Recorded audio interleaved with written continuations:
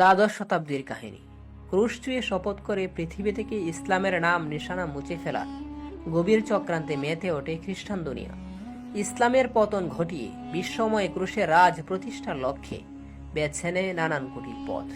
অর্থ, মদ আর ছলনাময় রূপসী নারীর ফাঁদ পেতে ইমান ক্রয় করতে শুরু করে মুসলিম আমির ও শাসকদের।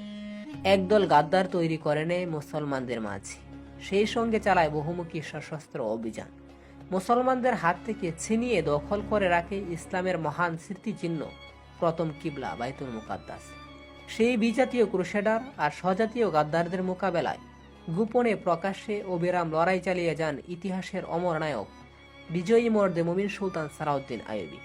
1169 সালে শুরু হওয়া তার এই লড়াই বাইতুল মুকাদ্দাস পুনরুদ্ধার না হওয়া পর্যন্ত থামেনি এক মুহূর্তের জন্য।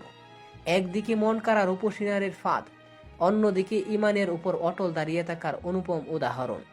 একদিকে ইসলাম ও মুসলমানদের সঙ্গে বিশ্বাসঘাতকতার এক ঘৃণ্য মহড়া, অপরদিকে ইসলাম ও মুসলিম উম্মার অস্তিত্ব রক্ষার জানকবুল সংগ্রাম।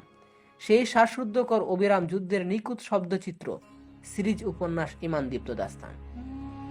আপনাদের কাছে ছোট্ট একটি রিকোয়েস্ট যে ভিডিওটি যদি আপনার ভালো লেগে থাকে ভিডিওটিতে অবশ্যই একটা লাইক করুন, আর চ্যানেলে নতুন হয়ে থাকলে চ্যানেলটিকে সাবস্ক্রাইব করুন পরবর্তী এপিসোডগুলো দেখার জন্য। তো ভালো থাকবেন, সুস্থ থাকবেন, টেক কেয়ার, আল্লাহ হাফিজ।